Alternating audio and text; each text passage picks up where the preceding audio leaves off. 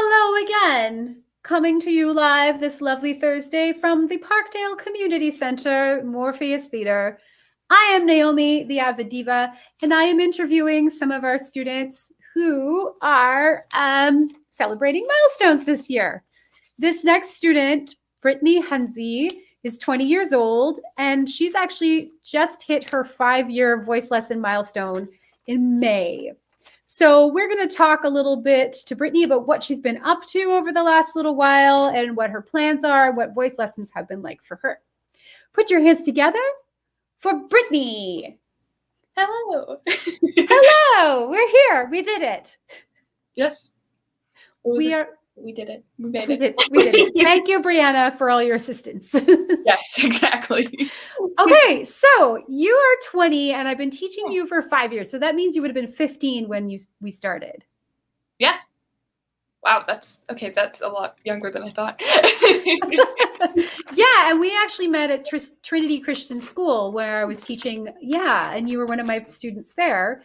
And then when I decided to just kind of go full-time into working for myself at AvidDiva, you came with me, which was really, really cool because you were super far south and I teach like pretty north. And I was like, sure, you wouldn't come here, but you did.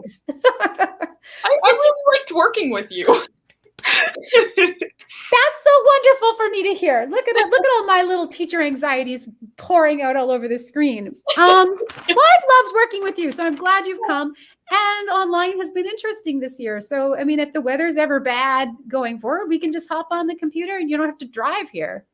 It's nice to have that option, yeah. Totally. But so don't risk death. But I do prefer seeing you. I miss your face. Let's be honest.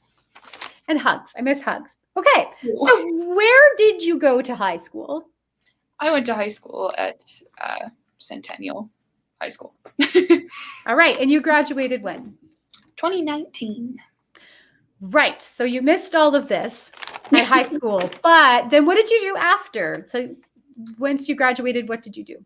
Oh, I started working as like a training social media director thing for my dad's company and a bunch of other people that worked in his psychology office. So then I kind of worked as administration and I was learning how to market while I was there. And then after that, I wanted to go to Ambrose University because I really liked the fact that they had both a psychology program and a music program. Mm-hmm. And it went okay. The music program was amazing, but the psych program needs help. Okay. Like psychological help, or it just wasn't for you? Oh, it just wasn't following some of the guidelines that they're supposed to, I guess. And so Okay. So you decided that wasn't for you. Yeah, exactly. It worked. Music program just didn't work for me. Okay, sweet. So with the music program though, what did you do in music at Ambrose? Well, I did choir for a little while. Mr. Bartell, who was one of the best teachers I think I've ever had, was super welcoming and wonderful and kind of let me audit his class, but without paying full price for it. So I was able to learn from him, but not like get the credits for it. And that was really cool. I met him at a Nats recital and he came up to me and introduced himself and told me how much he loved working with you, and that was really nice. He's a really lovely conductor, so I'm wishing them all the best as they can get back at it. It's been a tough year for choirs, especially this year. Online doesn't work so good for choirs as it does for the voice lesson. So, and what are your plans going forward? Oh, I recently applied to Mount Royal when I kind of made the decision that Ambrose wasn't for me. And I have one more course until I'm in the psych program there. I just have to take one stats course. So that's kind of exciting. That's so exciting. So psychology. Yeah. Full speed ahead. Amazing. Well, you're very, very smart and you have lovely insights. So you're going to be amazing at that job.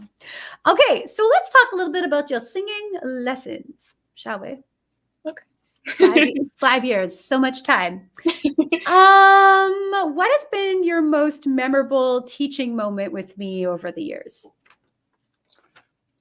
You know, there's a lot, but they're like honestly, it starts to blend together when you get to about a 5 year when you get to like this 5 year mark. Exactly. But the things that I like really benefited from were like when I was given critiques that I was able to like practice with and learn more from and see like very like visual improvement.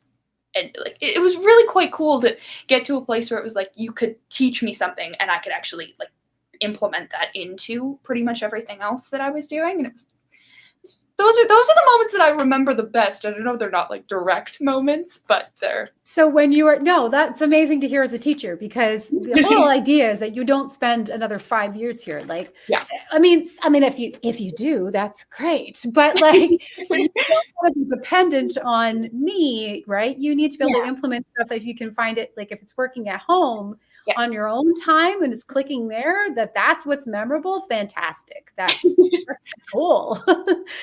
We've had a lot of performances over the years. Yeah. And what's been one of your favorite, or where have you learned the most in those situations? Oh, favorite performance. Well, like the ones that I remember the most are either the ones that I did really, really poorly on, where it's like I was given a song that may or may not have been too hard for me and still performed it and like got through it. But that was learning stuff, and it was like proving and determination. But I think the favorite song that I did was when I was able to bring to you No One Else from Natasha Pierre and the Great Comet, and like actually be capable of singing one of my favorite Broadway like songs of all time was really cool. Mm-hmm. You did a beautiful job of that. And you also introduced me to that musical. You introduced your sister to that song, Sonia Alone. I've done a couple other songs from that show with other students. That's awesome. And you were the first one who ever mentioned it to me. So that's one of the cool parts about our relationship, is that you would be bringing new stuff to me because you had your playlist going and you would be like, this is what I'm obsessed with. And it was great. It's so lovely what I get to learn from you guys. And that was an amazing performance. You nailed that. That was at one of our June recitals, and I remember you just like, great work. Hey, one more question and then we can go back to our voice lesson. Lovely. Sounds good. How do you think taking voice lessons has impacted you positively outside of the voice studio or inside, whatever? How has it helped you in life? I mean, to say it's helped me would be a very aggressive understatement. I like growing up was the dyslexic kid with super extreme social anxiety and stuff like that. And that is what defined me growing up.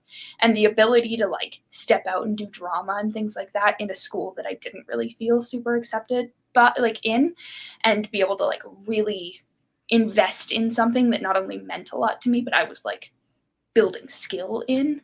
Mm-hmm. I think it ultimately made me a lot like stronger of an individual and a lot more like, I don't know. I just like figured out who I was through the ability to then express to feel safe to express myself.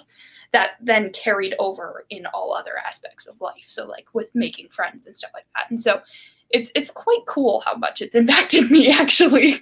Yeah. Well, thank you for sharing that. You're going to make me cry alive. No, it's been, oh yeah, I'm crying. It's been such a privilege. I'm sorry. No, that's beautiful, because I mean, I think sometimes, oh yeah, this is good. It's fine. People can tell I love you. We're good. This is what we've been mainly doing this year. Yeah, it's not wrong. sharing our souls. But it's, when you hear that you're going to go into music, a lot of the things that you hear from people, or it's like, what are you going to do with that? Or how are you going to make a living doing that? Or what importance does that have? And so like, that's just like a common response for some reason. And you kind of like forget, like ignore the haters or whatever and like, do your thing. But I went into singing to be a performer, but I have to tell you, like, the teaching has been infinitely more rewarding than performing. And I still love it. But No, hearing things like this is pretty amazing. So thank you for sharing that so openly. I love you, Brittany. Love you too.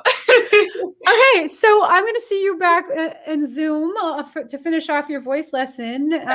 But thank you so much for sharing your time and your stories and your beautiful soul with us today. And thank you so much for your last 5 years. That's a musical. That's a musical. It's a very fun musical. It's not fun. It's a very depressing ending. It's fun. That sounds. Let's not talk about the last 5 years. So anyway, I'll see you back on Zoom. Thank you so much for joining us. Thank you for having me. You're welcome. So you can watch Brittany strut her stuff on Saturday night at 6 p.m. here on Facebook at our recital, our online virtual recital. And hopefully next year, she and I will be back in person together, at least in some capacity. So thanks for joining us, and we'll see you a little later tonight.